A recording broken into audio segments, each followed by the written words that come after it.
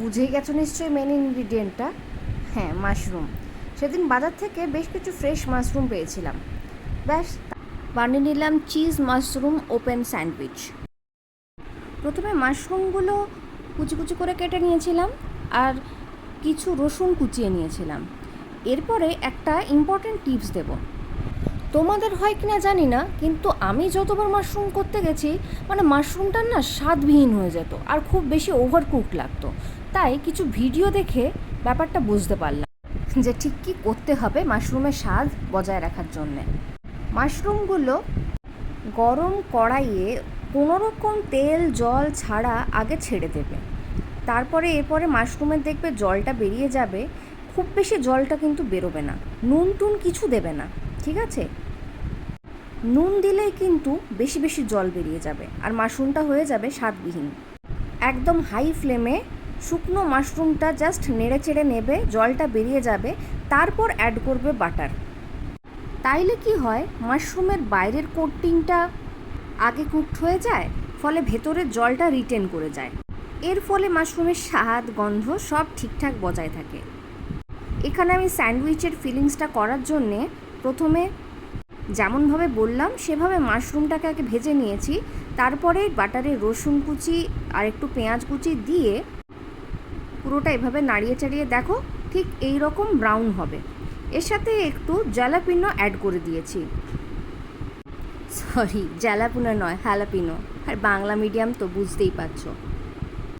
তারপর দিয়ে দিলাম একটু সিজনিং। আমাদের ফিলিংস মোটামুটি রেডি। তোমরা চাইলে আরও কিছু অ্যাড করতে পারো। স্যান্ডউইচ ব্রেড পাওয়া গেলে ভালো হতো, কিন্তু আমাদের এখানে মাত্র একটা বেকারির কারখানা, সেখানে এসব আশা করা নাই ভালো। তাই যা পাওয়া যায় তাই দিয়েই কাজ চালাচ্ছি। জসমিন দেশে জদাচার। এখানে আমি নিয়ে নিয়েছিলাম চিজ টমেটো স্যান্ডউইচ স্প্রেড। এলে আমি তোমাদের লিঙ্কটা দিয়ে দেব, কমেন্ট বক্স চেক করতে ভুলো না যেন। তো এইভাবে স্প্রেড করে নিয়েছিলাম এই স্প্রেডটা। তোমরা স্প্রেডে কে কী খেতে ভালোবাসো কমেন্টে জানাবে কিন্তু।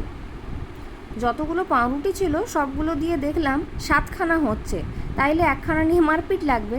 সেজন্য বানিয়ে নিলাম ওপেন চিজ স্যান্ডউইচ। নাহলে এমনি নর্মাল স্যান্ডউইচও বানানো যায় এগুলো দিয়ে। এই সব কিছুই আমরা করছিলাম তখন ভূতাই একটুখানি ঘুমিয়েছিল।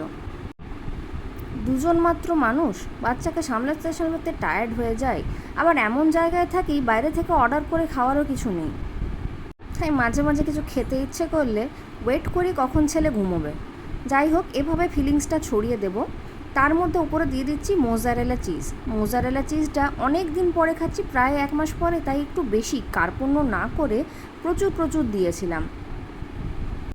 এখন অনেক ভিডিও দেখি মোজারেলা চিজ খুব সহজেই নাকি ঘরে বানানো যায়। ভূতাই একটু বড় হয়ে গেলে আমিও ট্রাই করব। এখন আপাতত প্যাকেটের চিজ দিয়েই কাজ চালাই। আমরা যা করি দুজনে একসাথে করি, একটু কষ্ট বেশি হয়, দুজনেই আনএক্সপিরিয়েন্সড, দুজনেই চরম ল্যাথখোচ্ছিলাম, কিন্তু ভালো লাগাটা থেকে 16 আনা। এরকমভাবে চিজ ছড়িয়ে দিয়ে তার উপরে একটুখানি সিজনিং অ্যাড করে দেবো আবার। এরপরে আমাদের বেকিং ট্রেতে রেডি করে কনভেকশন মোডে চালিয়ে দেব।